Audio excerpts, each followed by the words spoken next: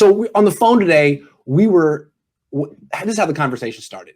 Vish was like, I finally watched 2 games yesterday, which is why I'm a little bit behind on my homework, but I watched the Cardinals and the Dolphins really closely. And to me, the Dolphins are the most interesting team in the league right now. They may have the coach of the year, and the way they built their team is pretty much the way I've been talking about building teams for a while. So we want to talk about not the Dolphins. We want to talk about what the Niners are going to do at quarterback in the future. And we've talked about this before. We've talked about Matt Stafford and Zach Wilson. So instead of talking about specific people, we're going to talk about philosophies. Do you go after the high-priced MVP caliber quarterbacks, or do you try to do what teams such as Miami seems to be doing now, which is get good quarterbacks, not great quarterbacks, because great quarterbacks are expensive and good quarterbacks seem to be plentiful. So that was a really long – that's not even a question. Vish, what were your thoughts watching that game with Miami and Arizona, and how do they apply to what's the Niners are facing this coming offseason? Well, I mean, I think they're kind of 2 separate entities. I think to answer your question just on the thoughts of that game, my original thought is just like, I think Brian Flores is really special. I think it was really obvious last year when he finished 5-3 with a roster that everyone said was seemingly tanking, and he was able to finish 5-3. And it's kind of the thing we saw as Niners fans with Kyle Shanahan in 2017. It's not just that he's winning games, but you see these young, inexperienced, lesser talented, lesser heralded players improve throughout the season. That improvement, I think, is a testament to coaching. And you see that, and we saw that with Brian Flores. Like guys like Preston Williams have become pretty good players, and the offensive line got better. And I thought it was just all about his coaching. I really did. And I think he's built on it and proven it this year, whether Fitzpatrick has been the quarterback, whether Tua's the quarterback. I think they have 3 straight games with a defensive touchdown. That's unheard of. So he's an excellent coach, and they've done an excellent job building their team the ideal way to fit a young, cheap QB, which kind of segues to what we were talking about. I think, like, when these QB conversations have gone up in the past, I've just brought up veteran QBs. And part of the reason I do that is, I mean, ideally you want your QB to be young and cheap. There's no doubt about that. I think Grant is a big proponent of this, where if you have a cheaper QB, then you have a higher likely opportunity to win the Super Bowl. And or at least get to the Super Bowl. Right. And I agree with that kind of line of thinking. My thinking has always been, well, people say you can win a Super Bowl with Jimmy Garoppolo. People say you can win it with Jared Goff, but you never end up winning the Super Bowl with them. We have a couple of outliers, like Peyton Manning is last year, but he's still Peyton Manning, even though he didn't do much. And then Nick Foles, I think Nick Foles is a touchy example, because throughout that playoff run, within that RPO system, to me, he was operating for those 3 games like a top 10 quarterback. He was playing at the highest of high levels. Mm-hmm. That's the same thing with Joe Flacco in 2012. So a hell of a supporting cast. Hell of a supporting cast too, though. True, but if you can get a quarterback to play at a top 10 level throughout a playoff run, then you're going to get a Super Bowl. But the likelihood of getting quarterbacks that are ranked 15 to or 16 through 30 in the NFL to play at a top 10 level in the playoff run is questionable. It is questionable. You know what helps, though? If you're not paying them a ton of money and you're paying them money on like the receivers or the offensive line or the corners or all of a sudden, like for example, Russell Wilson, great player. But when he won the Super Bowl, he was not the central focus of the team. He was cheap, and he was kind of a supplementary piece on offense to go along with Marshawn Lynch. I would argue he was still a special player. Of course he was. Yes. Of course he was. So, yeah. So you gotta have a special player right. there to win a. Maybe you're right, but to me, Miami's a very interesting test case because I don't think they have a special quarterback. I think Tua's good. I like Tua. He's had big game experience. He's accurate, but he's not Kyler Murray. He's not. I mean, he kind of pushes the ball. You can see it. I mean, they should have taken Justin Herbert, but they're still, I think, a legit contender right now. They have, if Tua falls off, they can go right back to Fitzpatrick. And what they have is one hell of a defense that they probably, let's put it this way. They wouldn't have Byron Jones right now if they were paying big money for a quarterback. The fact that they're not paying big money for a quarterback allows them to have 2 of the higher priced corners in the league, which is a big reason why they're so good right now.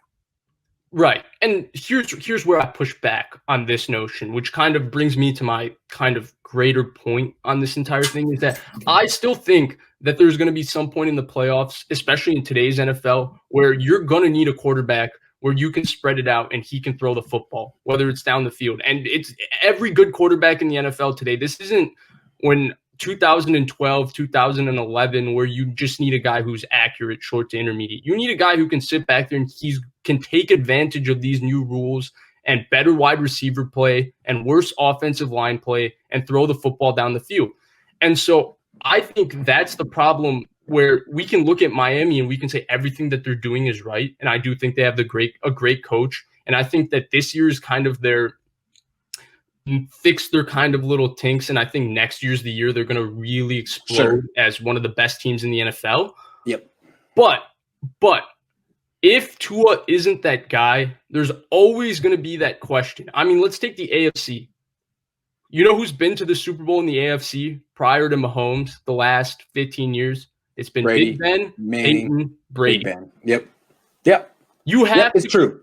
And these guys have been surrounded. There's been quarterbacks surrounded by terrific teams in the AFC. I mean, Flacco did it one year when he played at their level, but he had a really good team around him for multiple years in the playoffs, and they couldn't get through. And he wasn't the problem, right? Billy Cundiff blew a field goal. The New England, Josh McDaniels in 2014 came up with that brilliant way to put one offensive lineman off the ball, put a wide receiver on the ball, where they had four linemen down, and they did some crazy thing, and they came back and won that game. So those things are part of it. But I just think when it comes to the Niners, the ideal way is to go cheap. But the reason I go veteran is because, to me, that rookie quarterback, you don't know if he's going to be a top 10 guy. But the veterans I named, we know are top 10 guys. See, to me, it's interesting that you bring up Ben, Manning, and Brady. That's true. But the league has changed over the last 20 years in the sense that the best quarterbacks get paid a higher percentage of the cap than ever before. And there are more tier 3 quarterbacks, tier 2 and tier 3 quarterbacks than ever before. There are more good quarterbacks coming out of college than ever before. Guys who are actually ready to hit the ground running. So that's how the landscape has changed. And then you look at someone like the Seahawks. I mean, the Seahawks are one of the models for how to build a franchise. They're fantastic. They're consistent. They have the best quarterback in the league, making what he deserves to make because he's the best. They also have excellent supporting. They have DK Metcalf. They're one of the best teams in the league. They're not going to win the Super Bowl this year, Vish. I don't think they're going to win the Super Bowl this year because their defense can't stop anything. And the reason their defense can't stop anything, in large part, is that they're spending too much on the quarterback position. If you spend $35 million or close to that on the quarterback, you're going to have to sacrifice either the O-line, the D-line, or the back end. And for years, the Seattle team has had to sacrifice their trenches on both sides just to pay for Russell Wilson. And I feel like it gets them to maybe a division title, maybe the NFC championship game, but they're not going to win a Super Bowl under this. I just don't think they will under this, whatever what the word is.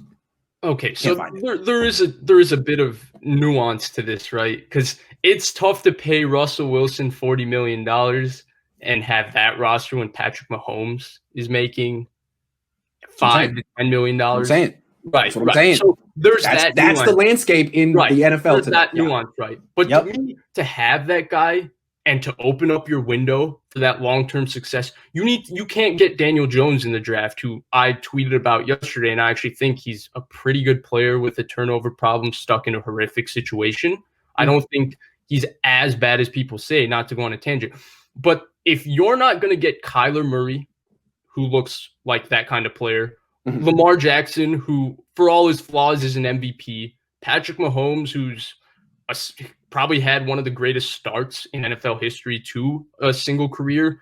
If you're not going to get that guy, or maybe even Herbert and Burrow look of that kilt, if you're not going to get that type of a player, then you're kind of stuck. Even if you have Kyle Shanahan and you have a great roster, you're still kind of very ceilinged as a team, right? Jimmy Garoppolo. You don't want to get Josh Rosen. You don't want to get Josh Rosen.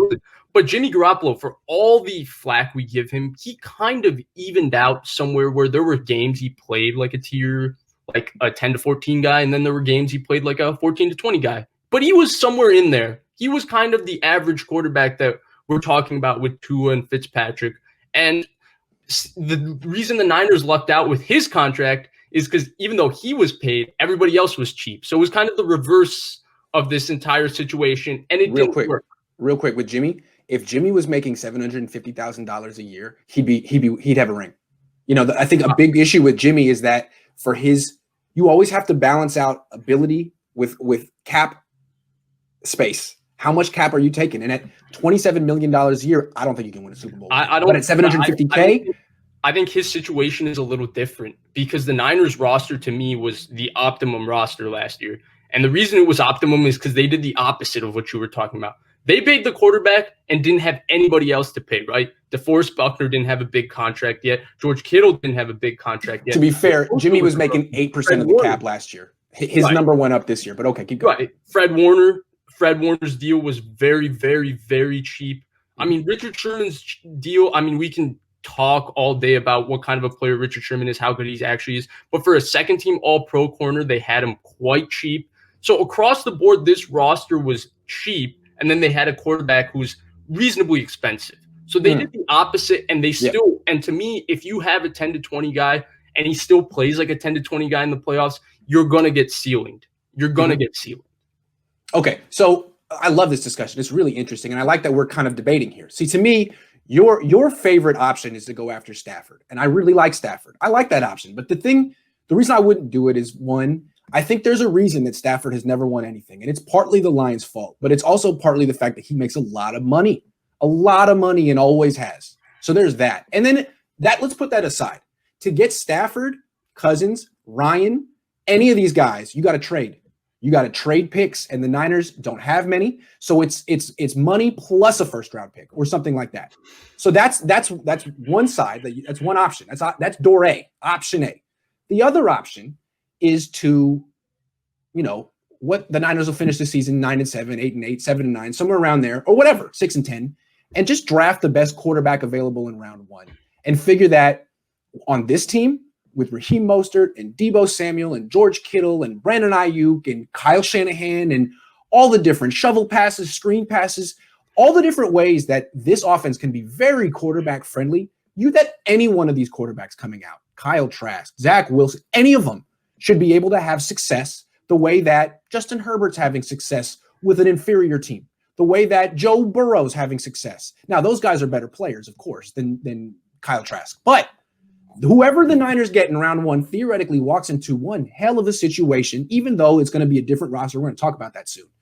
All I'm saying is you see the success that Tua's having, that most of these rookies are having. Why would the Niners feel like, man, this situation here is just not good for a rookie? Well, let's wait on Tua, right? We're 2 games into his career, and they ran into a Brian Allen situation with Arizona's secondary yesterday with Kirkpatrick and Byron Murphy both out. Okay, so I do have a rebuttal to what you were saying. I just blanked. I was saying that you really can't miss with these first-round quarterbacks. Okay, so going to the first-round quarterback, you do have to give up resources to get Matt Ryan, Matthew Stafford, Kirk Cousins. I don't want Kirk Cousins. It's not even right. No, he's yeah. Okay, Matt Ryan, Stafford. Yep. Deshaun Watson, Houston traded up for him. Patrick Mahomes, Chiefs traded up for him. Lamar Jackson, Ravens traded up for him. So if you identify the guy in the draft, you're trading up for him too. So you're not going to wait for it. You're right.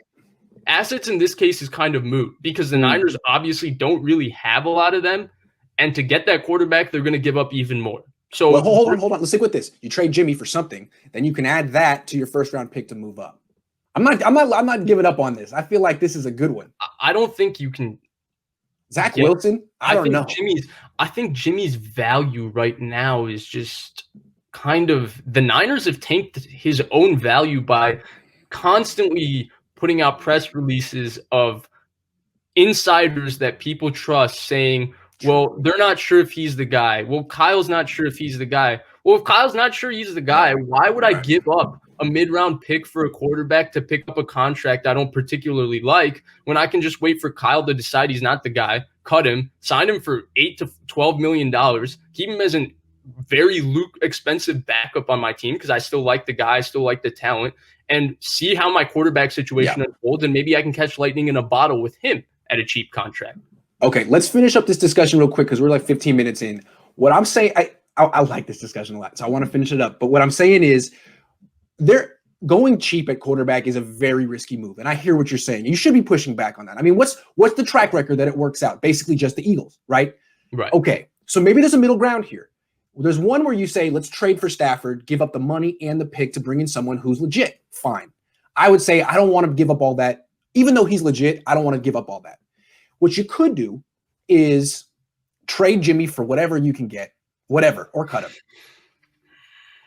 Draft a guy, but have the bridge quarterback be Drew Brees. And the reason I say that is he's done in New Orleans after this year. They cannot afford him. I don't think they want him anymore. We all know they have like negative $70 million in cap space. So he's gone. Right. And he could retire. Maybe he doesn't want to play anymore. Or maybe he wants to finish with, the most touchdown passes, passing yards, and maybe he's still competing with Brady for those accolades. He seems like the kind of guy who cares about accolades. If you could get him for the same price as Jimmy G, it's Drew freaking Brees. I mean, a lot of people still believe in Jimmy Garoppolo, but he ain't Jimmy Brees. Would that be something that the Niners could do for like just a 1-year thing while whoever Zach Wilson or Kyle Trask isn't necessarily ready right away? Okay, let me ask you this question. Yes. You think that this current version of Drew Brees, who's played on the best roster in the NFL the last 4 years, with a genius offensive coach, is he still capable of winning the Super Bowl? I have my questions. He was terrible in the 2018 playoff game versus the Rams. He was terrible, again, all by Drew Brees standards, in the 2019 playoff game last year. The Minnesota Miracle game, he started off really bad, and he ended up playing well, and he was very clutch late, but he did start off poorly. So can you even win a Super Bowl with Drew Brees currently? That's what I'm saying. I would rather just go cheap, dude. I really would. I love what Miami's doing, and I'm rooting for them to make it to the Super Bowl because I want to see teams start doing what they're doing. I think it's really exciting and revolutionary, and I hope it works out. I really do, because I really feel like this whole you got to spend a lot of money on your quarterback thing is a little antiquated, and once teams start having success another way, maybe the price will come down at quarterback a little bit. The way it did at running back. I mean, running back, everyone knew in the 80s you had to have the best running back until you didn't anymore. Still an important position, but it's always supply and demand. Always supply and demand. So I think the thing with the Miami situation, we'll move on after this. So I think there is one nuance to it, and I think it's the fact that they might believe in that building that they do have that special guy in Tua, whether you believe it or whether I believe it. And so if they believe that— I'm not saying they don't. I'm just saying he's cheap. Then the situation becomes totally moot if next year the roster's loaded and Tua's playing like a top 10 guy. Then it comes back to what I'm saying is, well, if you draft the right guy, then you're built for long-term success in the NFL. So but also I'm saying is if you draft the guy and you're not paying him, you give him the best chance to succeed. All of a sudden, he's got a great defense and great receivers. That's the whole thing. And all of a sudden, when you give him that big contract, the second contract, it's like, hey, you know that offensive line you really like? It's gone. It's gone. It's gone. Like Jared Goff. That's what happened to him.